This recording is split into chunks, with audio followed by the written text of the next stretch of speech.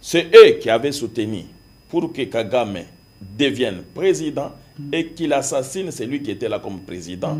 C'est eux qui ont demandé... Oui, à Biarimana, bien entendu. C'est eux qui ont fait aujourd'hui que les Hutus quittent et qu'ils soient reçus chez nous au Congo. C'est eux aujourd'hui qui s'élèvent pour commencer à parler des FDLR. Et jamais on demande, jamais on demande à Kagame d'aller au dialogue avec tous ces FDLR-là.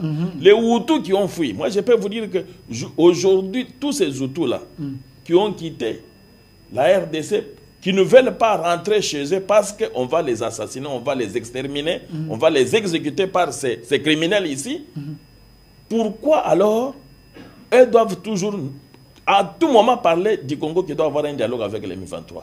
Je peux vous dire qu'aujourd'hui, l'image qui représente notre pays, pendant des décennies, un pays déjà détruit moralement, parce qu'on n'a même pas une culture fiscale. Je vous avais dit ici que vous trouvez celui qui aime payer, celui qui veut la gratuité. Un député payé, un sénateur payé, un ministre payé, un dignitaire au niveau de la présidence ou au niveau du gouvernement, dans les cabinets, mais il ne veut pas payer l'impôt, la taxe, la redevance, pendant que cet argent sert encore à leur propre paiement. Vous avez dit, honorable député, quitter les groupes armés. Est-ce que dans l'Assemblée que vous êtes aujourd'hui avec Vital Kamerhe, sentez-vous l'odeur de ce député traître qui collabore avec ces criminels?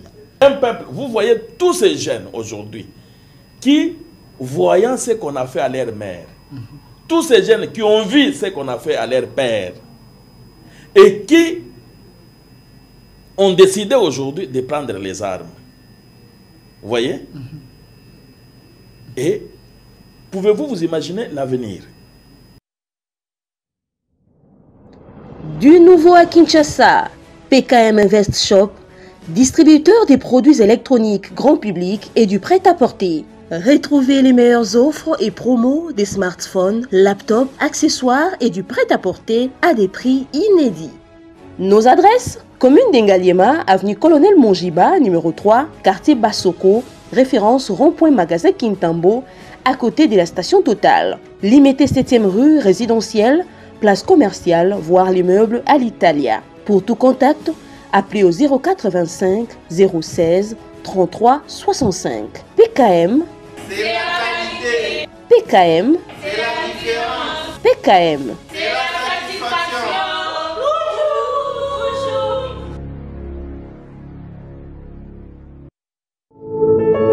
Puisque nous sommes tous Congolais, nous n'avons qu'une seule nation, la République démocratique du Congo, notre patrie. Nous avons le devoir de l'aimer et l'obligation de la faire développer à travers notre sens patriotique et nos belles actions. Chers patriotes, il est temps.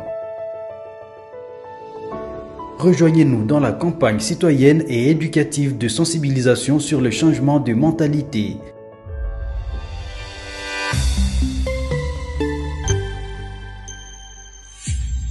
Zala, bon citoyen.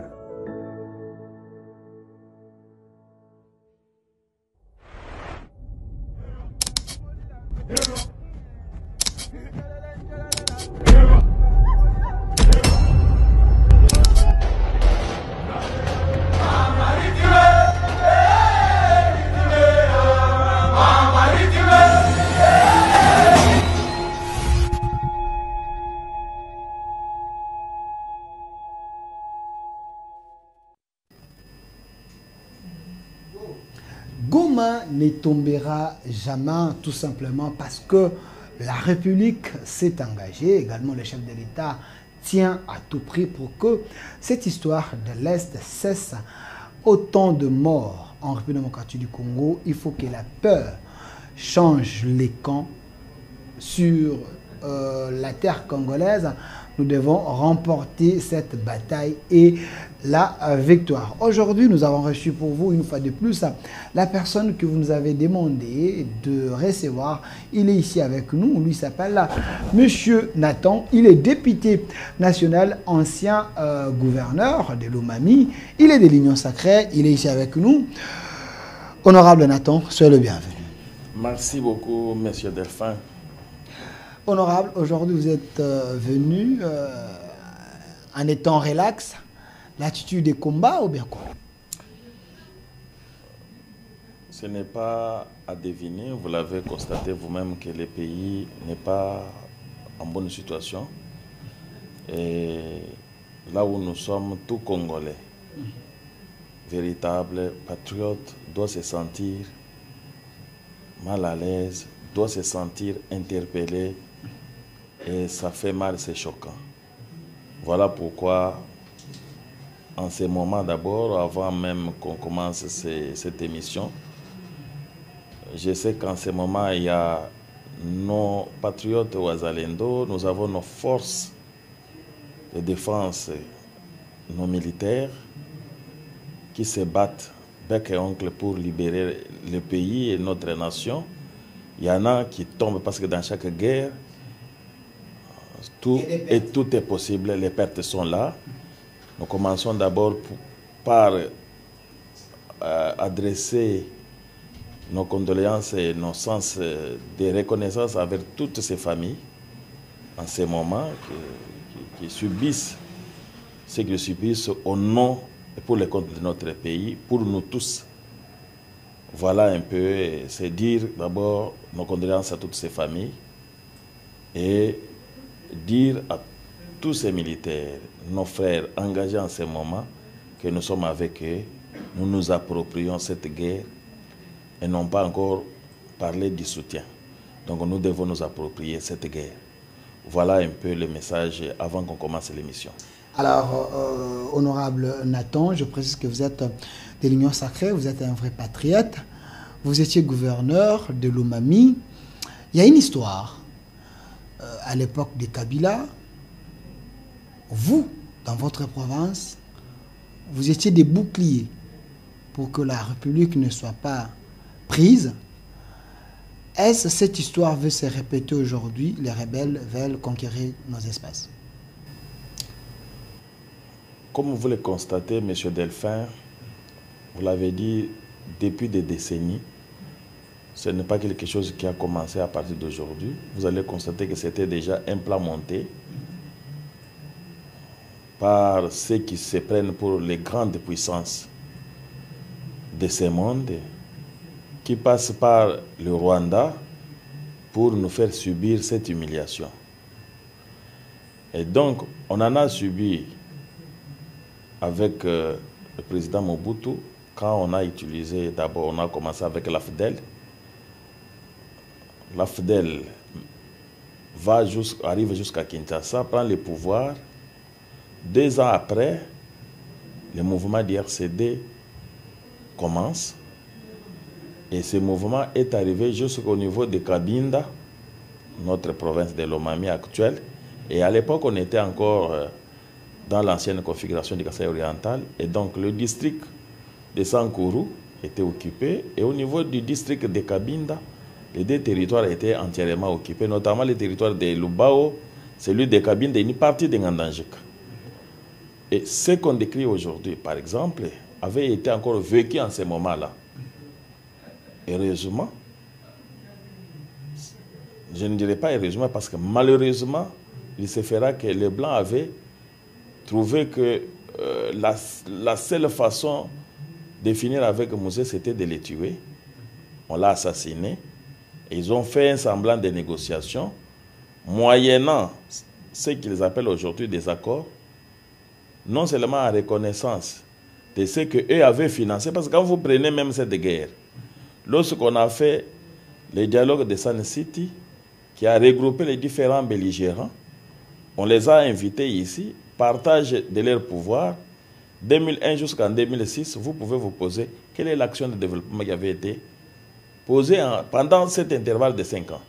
Donc c'était des paiements de dettes sur dettes et rien n'avait été fait. Vous voyez, aujourd'hui, ils reviennent sous forme avec Kabila, Joseph. Vous comprenez aujourd'hui qu'il dévoile, Kagame dévoile maintenant tout ce qui était dans son cœur. Il dit qu'il avait un deal avec Joseph et qu'aujourd'hui, celui qui est là ne veut pas respecter ce deal.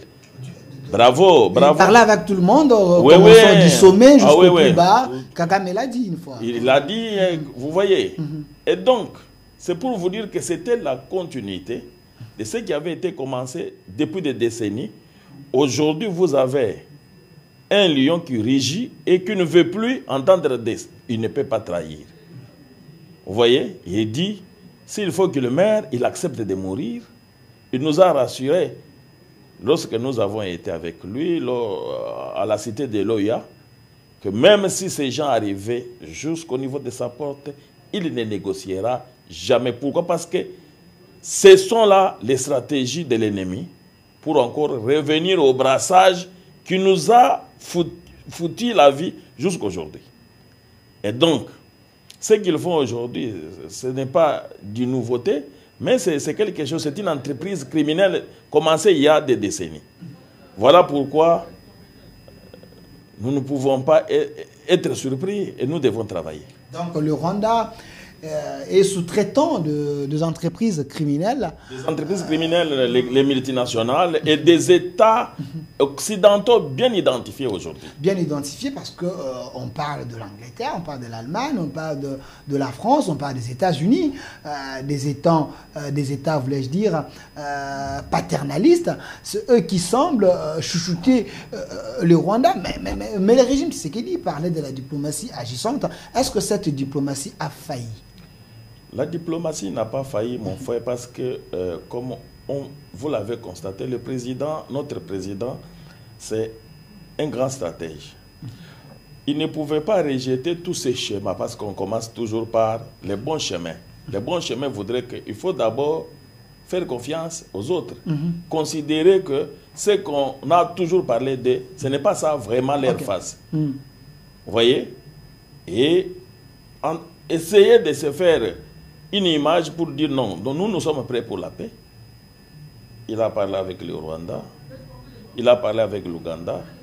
Il a circulé dans tous ses voisins. Il a parlé avec tous ses voisins.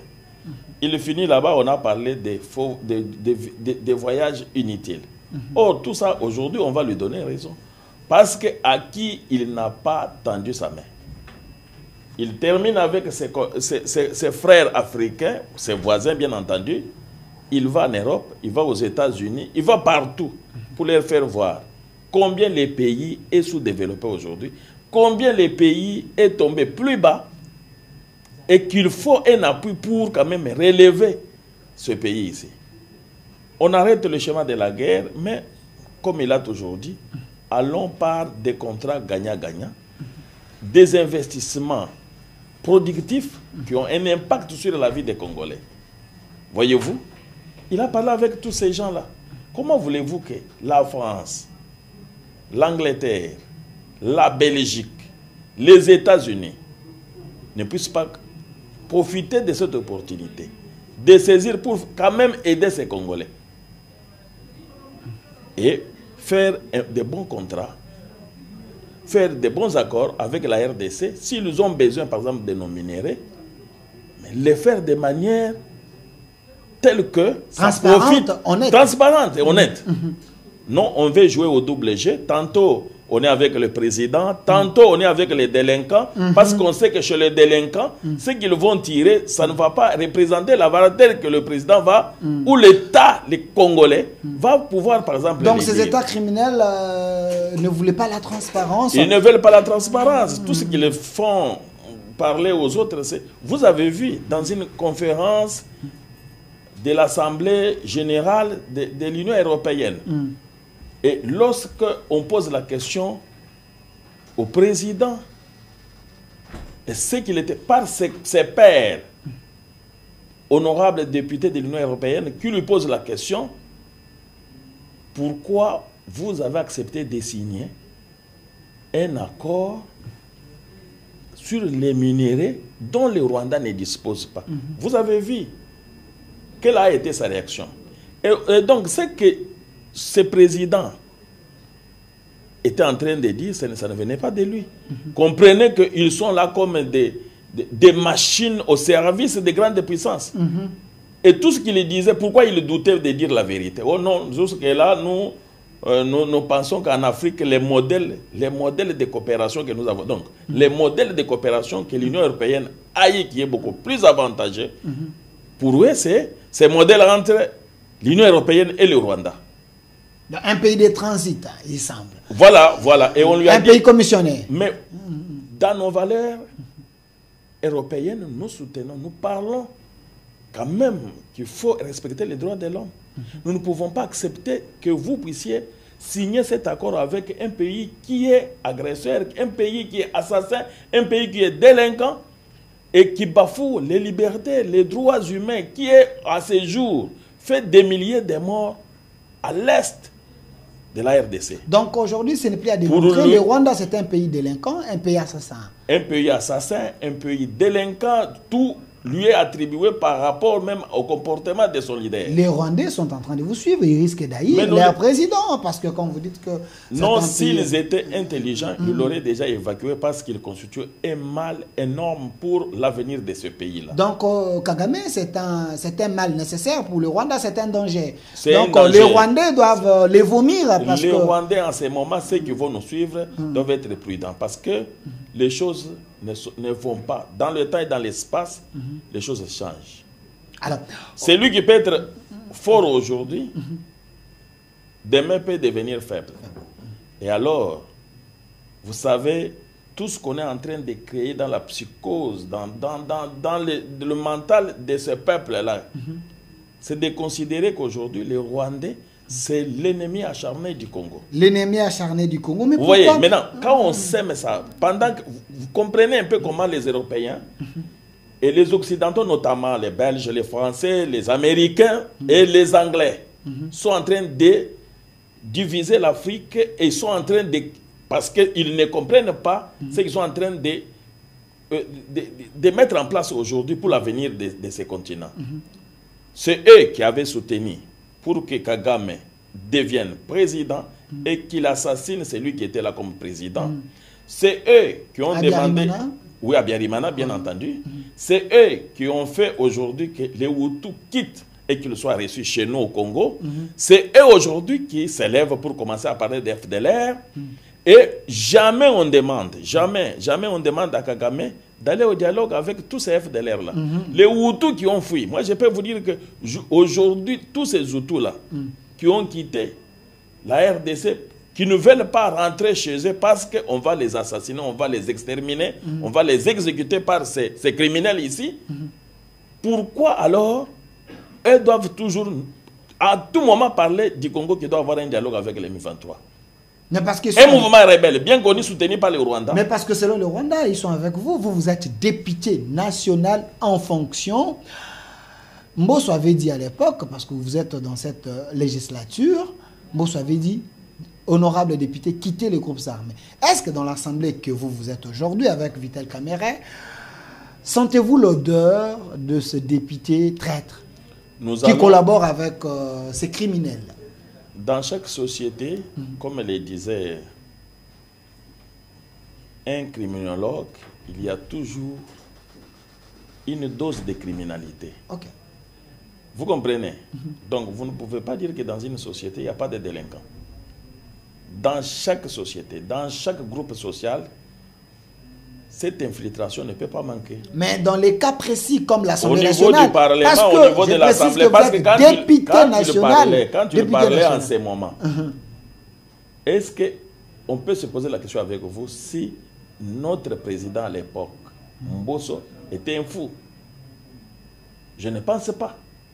C'est un homme normal, avec toutes les facultés mentales. Il est vivant, il est aussi correct. Voilà. Et il n'a pas fait cette déclaration inutilement. Il sait pourquoi il l'avait dit. Et effectivement, aujourd'hui, il a été établi que toutes les structures de la RDC avaient été infiltrées, non seulement au niveau... Vous avez suivi même Nanga qui disait que même au niveau de la présidence, il y a des gens qui sont là, mais qui n'aident pas, qui les jours ils sont avec notre président, ils prennent les mêmes informations, ils envoient au niveau du Rwanda. C'est scandaleux parce que Nanga même avait dit, je dors avec lui, je suis avec lui dans son bureau, je suis avec lui dans sa maison. Voilà, mais comment si au niveau de la présidence on peut en trouver Que dire du Parlement aujourd'hui, où vous savez que pour être député aujourd'hui national, il y en a qui utilisent leurs propres moyens pour les devenir. N'est-ce pas? Mais c'est possible qu'aujourd'hui à l'Assemblée nationale, qu'il y ait des gens qui sont des mèches avec tous ces criminels. Ils sont là. Il y a quand même une opinion, je ne confirme pas. Il y a une opinion qui pense que le président de l'Assemblée nationale, il n'est pas très sincère avec les chefs de l'État. C'est un imposteur. Vous êtes député national, vous vivez avec lui, il vous donne souvent la parole. Pensez-vous que l'opinion a raison de se méfier de votre président de l'Assemblée nationale, qui est du coin, qui est du côté de l'Est? Merci beaucoup, mon frère. Pendant cette période, nous devons agir comme des responsables. Je sais que c'est un humain. Il a ses points forts, il a ses points faibles. Mais comme le disaient les philosophes, les relations, je vous l'avais encore dit ici, que les relations entre humains, c'est un mystère. Je ne peux, moi, à mon niveau, affirmer que le président Kamere, c'est un traître, il n'est pas bon. Ça dépendra selon que le président lui-même. J'ai dit qu'il y a une opinion qui pense qu'il n'est pas sincère, il n'est pas fiable. C'est quelqu'un à craindre, il faut les traiter avec... C'est à eux maintenant de prouver. À moi, je considère qu'en ce moment, il est le président d'une grande institution. Assemblée nationale. Assemblée nationale, il y a celui qui est au Sénat, il y a le premier ministre, la première ministre et le président de la République. Nous avons aussi, au niveau de l'ordre judiciaire, ceux qui sont là. La Cour constitutionnelle, Conseil d'État, ces gens doivent nous aider aujourd'hui à prendre des décisions qui sont, en tout cas, favorables pour l'émergence de notre pays, de notre nation, et bouter dehors l'ennemi. Et donc, maintenant, nous voulons maintenant agir. Nous allons, si vous êtes traître, vous êtes biface, ce qui arrive nous permettra de comprendre le jeu de chacun. Voilà. Ça vous permettra de comprendre le jeu de chacun. Vous êtes député national, je précise, l'ancien gouverneur de Lomami, où vous connaissez autant de secrets d'État, parce que vous étiez un petit président dans une province. Donc le représentant du chef de l'État à Lomami, il y a quand même certaines personnes qui pensent à ces moments-ci, des grands leaders comme les Bahati Lukwebo, les Sama et les autres pouvaient quand même se prononcer par rapport à la situation de l'Est. Vous, comme politique, vous avez leur communiqué Je vais de communiquer, par exemple, parce que même le président a fait le communiqué de l'Assemblée, au nom de l'Assemblée nationale. Au nom de l'Assemblée nationale, mais comme président d'un parti politique. J'ai vu aussi le président Bahati qui a fait aussi son communiqué, d'abord en tant que parti. J'ai vu, par exemple, Jean-Pierre Mbemba dans un meeting au niveau de... Lui, il est avec les présidents, selon l'opinion. Ok, ça va. Bon, mais pour moi, il y a un schéma aujourd'hui qu'on doit suivre. Parce qu'aujourd'hui, vous voyez, je lis à travers les réseaux sociaux, tout le monde parle du soutien. Moi, je dis que c'est insignifiant. Parce que même celui qui dit qu'il va faire une déclaration, je vous ai dit que c'est un mystère. Il ne faut pas se limiter aux déclarations. Même les diables peuvent dire qu'ils vous aiment. Ok. Mais entre-temps, vous ne connaissez pas ce qui est caché en lui. C'est plus profond ce que vous venez de dire. Développez un peu. Mais maintenant, nous devons agir. Nous devons aller maintenant par des actions concrètes. Pour moi, en ces moments, tels que je les ai cités là, les chefs des institutions doivent nous dire concrètement ce qu'on doit faire. Ok. Pas donner la ligne des messages, la ligne à suivre. Et pour moi, en ce moment précis, je sais que au niveau de... Il y a un problème, des petites difficultés au niveau, par exemple, de la gestion. Mais nous voulons que les pays, en ce moment, la bonne manière de s'approprier, je parle de s'approprier la guerre. Et s'approprier, c'est de faire quoi? C'est comprendre aujourd'hui que nous devons pousser notre gouvernement, notre population, nos institutions à montrer que nous sommes frappés aujourd'hui. Nous ne pouvons pas accepter d'être humiliés. Nous ne pouvons pas accepter d'être humiliés, mais vous, comme député national, je ne vous coupe pas le fil d'idée, avez-vous pris les initiatives de loi ou soit une manière de faire en sorte que notre armée soit... Beaucoup de députés ont demandé qu'on suspende d'abord les vacances, qu'on rentre. Déjà, c'est la première initiative. Tout le monde est d'accord pour qu'on puisse déjà convoqué une session extraordinaire. Et en dehors de cette initiative de convocation d'une session extraordinaire, pour moi, le premier acte, c'est que déjà, en commençant par notre propre Parlement, donc parce que je suis député, je ne peux pas citer les autres institutions sans parler de ma propre institution. Donc on commence par le Parlement. Ici, je vois le Sénat, l'Assemblée nationale. Donc dès maintenant, on doit comprendre que la guerre demande suffisamment de moyens.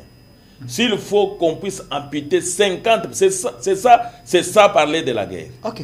Vous voyez, 50% de notre budget pendant ces temps, on coupe chacun pour qu'ils comprennent que ça fait mal. Parce que quand on nous paye, chacun mange, il ignore même qu'il y a la guerre. Ok. Et donc, pendant cette minute, quand nous parlons avec vous, si c'est pourquoi je vous disais, on va voir qui aime son pays.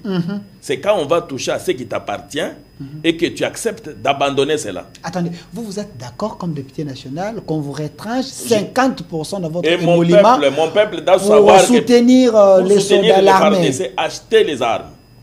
Certains députés risquent de se fâcher contre vous. Qu'ils se fâchent, c'est mon point de vue parce que j'aime ce pays. Ok. Mon frère, lorsque ces Rwandais viendront ici, lorsqu'ils vont foncer, il n'y aura pas d'Assemblée nationale. Ça, croyez-moi. Ok.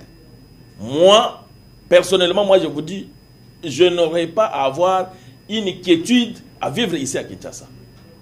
Et donc, s'il faut dépenser mes émoluments pour qu'on réussisse, nous sommes prêts à céder même les 100% de ces émoluments-là pour qu'on boute. Parce que après, le président viendra, il sait que l'Assemblée a manqué pendant 6 mois son argent pour d'abord bouter dehors l'ennemi. Et après, ils vont commencer à payer petit à petit.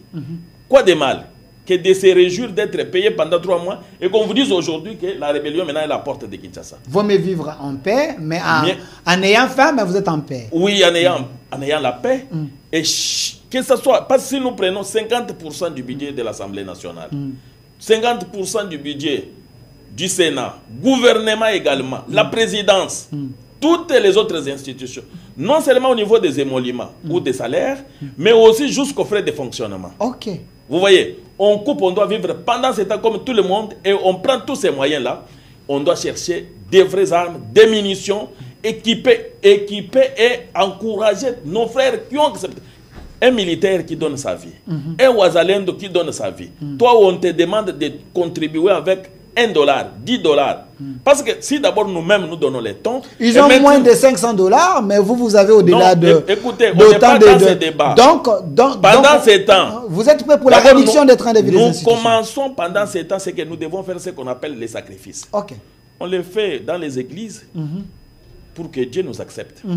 Dieu accepte ceux qui acceptent aussi de se sacrifier. Ok. Quand vous faites des prières, quand vous donnez des dons... Les offrandes.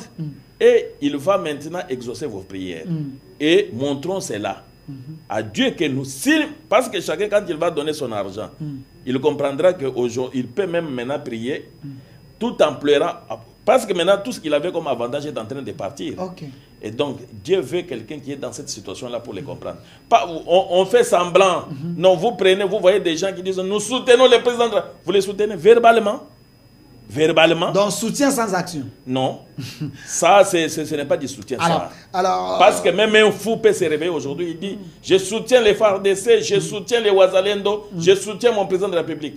Soutenir, c'est encore moins pour moi, c'est insuffisant. Maintenant, nous devons nous approprier. Donc, vous êtes contre un soutien hypocrite. Il faut que les soutiens soient suivis avec les actions concrètes. La population qui veut soutenir, aujourd'hui, on doit ouvrir un compte. On demande à chaque citoyen, à chaque citoyenne congolais et congolaise de placer de l'argent pour soutenir l'armée. Parce que vous vous imaginez, prenez-vous quand même en compte, mon frère, qu'on vienne nous dominer et qu'on vienne encore nous... Non mais écoutez, nous coloniser par les Rwandais. Par les pays des voyous là. Non, mais sincèrement, moi je ne sens pas pourquoi on doit encore vivre dans ces pays. Alors, tel que je vous dis, je suis dépassé et je ne peux pas accepter que nous vivions bien pendant qu'il y a la guerre. Il faut d'abord financer la guerre. S'il faut arrêter, le président doit prendre des décisions courageuses parce qu'aujourd'hui, tout le monde. Donc, celui qui a atteint à votre honneur vous a déjà tué. Merci. La France qui soutient, qui veut humilier, on croit que c'est le président de la République. Non, mon frère, mais tous ces Congolais qui meurent à 7 ans. Le président de la République, c'est un homme comme moi. Vous comprenez? Il peut dire aujourd'hui, j'abandonne. Je démissionne. Je démissionne. Vous pensez que ça va s'arrêter? Est-ce que l'histoire de la République a commencé avec Tshisekedi? Non. Pourquoi nous devons aujourd'hui placer le nom de Tshisekedi devant? Alors on oublie que nous, moi je vous ai dit de nos ancêtres, combien nos femmes, nos mamans, nos sœurs ont été violentées ici au Kasaï oriental à l'époque. Est-ce que Tshisekedi était là? Et tous ces gens, quand ils sont arrivés ici à Kinshasa, ils peuvent vous dire combien ils ont réparé là où ils avaient détruit. C'est aujourd'hui le travail que fait aujourd'hui Félix Antoine en train de réparer. Là où il n'y avait pas, par exemple, il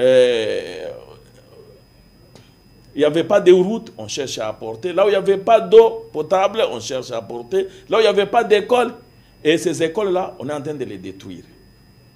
Vous vous imaginez? S'ils arrivent jusqu'ici, on peut poser la question au M23, ceux qui se disent Congolais. Est-ce qu'ils peuvent avoir le courage de dire aux Congolais combien de dettes ils ont déjà contractées? Parce que quand ils viennent là, ils achètent des tenues. Il paye ses militaires rwandais et les pseudo-congolais. Voyez-vous, ils achètent des armes et des munitions qui leur donnent l'argent. Et quand ils seront au pouvoir, comment comptent-ils payer cet argent et dans combien de temps? Et quand est-ce qu'on va commencer le développement avec eux? Ok. C'est des bonnes questions d'ailleurs. Vous voyez? Donc, on ne doit pas nous prendre pour des cons. On se lève un matin, on prend des armes et parce qu'ils étaient habitués. Quand on est comme ça, on commence une guerre et à la fin, on est gratifié. On devient général, on devient ministre, on devient par brassage et autres. Tu sais qu'il refuse, c'est là. Non, mais nous devons l'encourager à aller de l'avant avec cette position. Merci. Alors, honorable, parce que nous sommes en train de chuter, c'est important, mais il y a quand même certaines personnes qui pensent que, les opposants, qui pensent que tout ce que nous avons aujourd'hui, c'est la faute de Tshisekedi, parce qu'il avait signé les accords, il n'a pas respecté, ainsi de suite. Mais nous voulons la cohésion. Est-ce que, quelle posture que les opposants peuvent avoir maintenant là, parce que nous parlons de la nation quand même? Aujourd'hui, il n'y a pas un problème d'opposition. Je peux vous dire, aujourd'hui, c'est le pays, la nation, la patrie qui est menacée. Vous comprenez? Et si on est diable, on va vous identifier maintenant. Je vous ai dit tantôt que Félix Antoine Tshisekedi, comme tout Congolais, avant son pouvoir, il vivait. Et après le pouvoir, il vivra. Vous comprenez? Et ce qu'on va détruire par l'armée, on a commencé, vous avez vu, on a désarticulé notre armée, ça fait des décennies aujourd'hui pour la reconstruire, ça demande, c'est tout un système. Le système éducatif, regardez ce que nous subissons aujourd'hui. Vous voyez, même la culture fiscale a été mise en branle. Quand vous partez dans d'autres pays, mon frère, je vous dis, la conscience, nous venons, je viens d'arriver de Vietnam, je t'avais dit, j'étais en mission avec un groupe de députés pour participer à une assemblée parlementaire de la francophonie. Je peux vous dire qu'aujourd'hui, l'image qui représente notre pays, pendant des décennies, un pays déjà détruit moralement, parce qu'on n'a même pas une culture fiscale. Je vous avais dit ici que vous trouvez celui qui est mieux payé, celui qui veut la gratuité. Un député payé, un sénateur payé, un ministre payé, un dignitaire au niveau de la présidence ou au niveau du gouvernement, dans les cabinets, mais il ne veut pas payer l'impôt, la taxe, la redevance, pendant que cet argent sert encore à leur propre paiement. Vous voyez?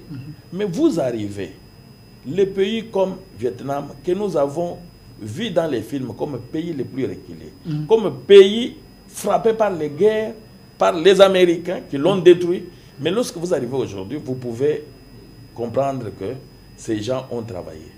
Nous arrivons partout où vous sentez que la population a une honnêteté, une moralité très haute. Vous comprenez? Tout ça, c'est un effort. La construction d'un pays passe par cette formation, même de la conscience de notre peuple. Mais vous avez vu, on l'a déjà détruit. Vous voyez, un peuple, vous voyez tous ces jeunes aujourd'hui qui, voyant ce qu'on a fait à leur mère, tous ces jeunes qui ont vu ce qu'on a fait à leur père et qui ont décidé aujourd'hui de prendre les armes. Vous voyez? Et pouvez-vous vous imaginer l'avenir? Parce qu'ils prennent maintenant la guerre comme, en tout cas, c'est leur pain quotidien. Donc, aujourd'hui, on se reproche d'avoir accueilli ceux qui avaient, sur l'invitation de l'Union européenne, sur l'invitation, sur les demandes des grandes puissances. Non, accueillir vous devez accueillir les Zaïre est un pays qui avait démontré l'humanisme. Ce que nous avons fait là aujourd'hui, ça devient notre source de malédiction. Et ce sont ces jeunes qui les avaient accueillis, qui avaient même donné à boire, à manger à ces gens qui sont massacrés aujourd'hui. Voilà. Alors, parce que nous chutons avec vous, le grand problème aujourd'hui, c'est le bombardement à Gisenyi, à Goma, et encore le Wazalendo et notre armée qui est en train de se battre.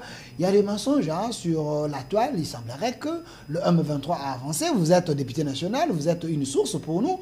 Est-ce Goma est entre les mains de l'armée congolaise? D'après les dernières informations que nous avons reçues, Goma n'était pas entièrement entre les mains parce que personnellement, j'ai aussi des frères qui sont là-bas. Ils m'ont rassuré effectivement, ils étaient là, on les a vus au niveau, ils se battaient encore jusqu'à là au niveau de l'aéroport et que nos forces contrôlaient encore une grande partie de la ville. Ça, c'est l'information qu'on avait ce matin. Nous attendons les vraies informations qui proviendraient alors des sources officielles. Jusque-là, ce n'est pas encore confirmé, bien qu'il y en a qui disent ce que vous dites là. Mais en tout cas, nous attendons une source officielle de la part du gouvernement pour nous fixer sur la situation à cette heure ici, au niveau de la ville de Goma. Je viens d'avoir de recevoir une vidéo où on nous confirme que l'armée congolaise a récupéré l'entièreté de l'aéroport parce que il y a même l'armée dans cet aéroport en train de prier, en train de glorifier Dieu, dire que nous avons récupéré l'entièreté. Ça, c'est une assurance. Je viens de recevoir une vidéo. Alors, sur ces, on a vu l'armée congolaise accéder à Gisenyi et Rubavo. Est-ce que ce n'est pas une violation des territoires rwandaises? Sur le plan international, il y a ce que nous avons appelé l'effet de réciprocité. L'effet de réciprocité. Apparemment, vous voulez défendre le mal en utilisant votre connaissance. Jusque-là, nous n'avons pas, en tout cas, de confirmation pour dire que notre force est arrivée au Rwanda. Mais s'il arrivait... Il y a autant de blessés, il y a des vidéos qui circulent, regardez ici. Donc, l'armée congolaise est en train d'avancer. Ici, c'est vers Gisenyi. Moi, je le souhaiterais d'ailleurs. Parce que s'il arrivait que notre armée arrive à dépasser les limites jusqu'à attaquer aussi, c'est de la réciprocité. C'est de la légitime défense. Vous comprenez? Nous avons été attaqués pendant 30 ans, mon frère. Kagame et ses troupes ont endeuillé des familles, des milliers de familles, des millions de familles, ici au Congo. Si pendant 30 ans, de 1994 à 2025, ça c'est la 31e année. Et si nous entrons au Rwanda pour faire même un mois, que vaut les 30 jours par rapport à 30 ans? Donc vous êtes d'accord que l'armée congolaise a assiégé Gisenyi ou Bavo? C'est ma prière. C'est votre prière? C'est ma prière. Vous voyez? Parce que comme eux nous ont assiégés, ils ont tué. Non, ils ont géré même ces pays. Vous dites de 94, vous voyez, jusqu'en 2000, 24 ici, ces gens ont occupé les territoires congolais. Non seulement qu'ils l'ont occupé en partie, mais ils ont eu même les pouvoirs de gérer ces pays. Ah, les généraux. James Kabarebe était même ici comme les chefs d'état-major. Est-ce que nous aussi, on ne peut pas aller aussi au Rwanda gérer? Où est le problème? Parce que la communauté internationale sait que James Kabarebe, eux aujourd'hui, était même le ministre de la Défense rwandais. Après qu'on l'ait chassé... Et Tanganda et les autres, tous ces gens. Tous ces gens. Il faut renverser la peur. Il faut renverser. Nous... Si nous prions que Dieu nous donne cette force-là, et nous pensons que ça va arriver. Nous devons gérer, nous aussi, les Rwandais. Vous avez une fois osé, hein, cette fois-là. Nous l'avons. Vous voyez? Nous allons gérer aussi les Rwandais. Si jusque-là, nous n'avons pas encore fait quelque chose. Il n'y a pas de preuves aujourd'hui qui montrent que nous avons déjà occupé le territoire rwandais. Mais s'il arrivait qu'on ait occupé, en tout cas, je dirais à Dieu merci. Parce que nous devons aller aussi occuper, aller jusqu'à Kigali, prendre en otage le gouvernement et gérer aussi. Vous êtes député national en fonction sous les régimes Tshisekedi. Ouais. Cette émission peut être suivie au Rwanda. Donc Kagame peut avoir raison de dire que Tshisekedi a une politique de renverser son régime. C'est lui qui a cette politique. Et quand vous pensez que lorsque vous venez endeuiller la famille de quelqu'un aujourd'hui, deuxième jour, une semaine, un mois, vous pensez que il ne peut pas aller aussi toucher la magie ou la sorcellerie pour se venger. Donc c'est bon. Quand lui vient ici, il endeuille, c'est bon. Et la communauté internationale trouve que c'est du droit. Mais les jours que les Congolais vont se lever un jour, arriver aussi au Rwanda, gérer le Rwanda, ce sera un mauvais acte. Je ne pense pas parce qu'il s'agira de la réciprocité. Et nous allons compenser ce qu'eux ont fait ici. Alors, honorable Jonathan, député national, regardez la caméra. Qu'avez-vous envie de dire que vous n'avez pas dit? Vous êtes élu, vous avez une base. Et j'ai suivi le gouverneur intérimaire qui, du côté de Nord Kivu là-bas, qui dit... Peuple, prenez tout ce que vous avez, machette, ainsi de suite, guérilla, ainsi de suite. Est-ce, pensez-vous que le peuple congolais peut s'armer pour défendre sa nation comme du temps de Laurent Désiré Kabila qui avait demandé à la population congolaise de se défendre, de se prendre en charge? Monsieur Delphin, l'heure est grave. Aujourd'hui, nous disons merci au président parce qu'il a fait parler ceux qui ne pouvaient pas parler. Il a exposé au clair les commanditaires de tout ce que nous vivons aujourd'hui comme calvaire et ils se sont dévoilés. Sans président Fachi, on ne connaîtrait pas qui exactement est derrière le Rwanda. Mais grâce à sa politique aujourd'hui, tous nos ennemis, nous les avons identifiés. Et ce n'est plus l'affaire de Félix parce que Félix est un homme. Il va passer et c'est notre affaire. Nous devons nous approprier la guerre. Là, j'ai dit à tous les Congolais, vous êtes militaires, vous êtes policiers, vous êtes Congolais, vous êtes députés, vous êtes sénateurs, vous êtes ministres, sachons-les. Il y en a qui touchent à l'argent de ces gens pour trahir. Ce que tu fais là va te revenir un jour. Parce que s'il termine aujourd'hui, vous pouvez vous poser la question. Félix, s'il quitte aujourd'hui le pays, il peut aller aussi se reposer ailleurs. Mais maintenant, quand ils vont entrer, ils vont rester ici à Kinshasa. Ils vont gérer encore Félix. C'est vous et moi qui allons en pâtir. Nous l'avons vécu ici, dans quelques temps, quand Kabila ici était au pouvoir, on voit les gens là qui entrent avec leurs vaches. Quand vous touchez, on appelle. Ici à Kinshasa, on vous appelle, vous là-bas, laissez-les. Il peut tuer un Congolais, vous ne les mettrez nulle part. Et donc, on nous ramène encore à la colonisation du pays et non pas à la colonisation de Félix.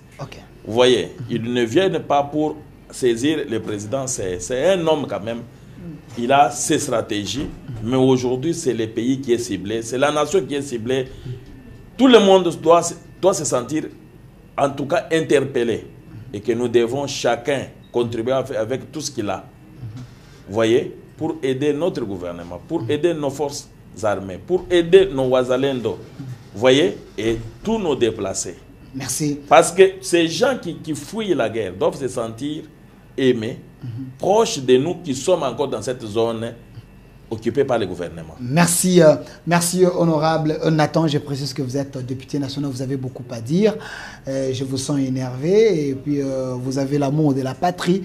Voilà pourquoi vous avez dit Delphin, il faut que je passe et que je place un message pour que je montre également mon soutien à notre armée parce que vous n'avez pas dormi hier, hein? Les gens vous appelaient de partout par rapport à la situation. Merci quand même d'avoir répondu à notre invitation. Et j'ai aimé ce que vous avez dit. Vous êtes prêts de céder vos émoluments, votre salaire au profit de notre armée congolaise. Et j'exhorte tous les députés de suivre votre voie. Je ne sais pas si ils vont vous suivre parce que les autres aiment l'argent. Ils ne veulent même pas la réduction des trains de vie des institutions. Merci, honorable Nathan, et merci également à l'équipe qui m'a accompagné cette émission.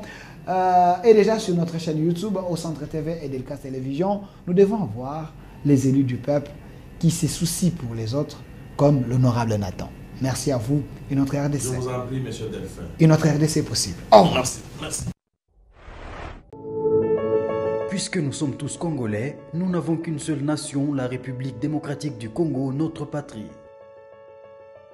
Nous avons le devoir de l'aimer et l'obligation de la faire développer à travers notre sens patriotique et nos belles actions. Chers patriotes, il est temps. Rejoignez-nous dans la campagne citoyenne et éducative de sensibilisation sur le changement de mentalité.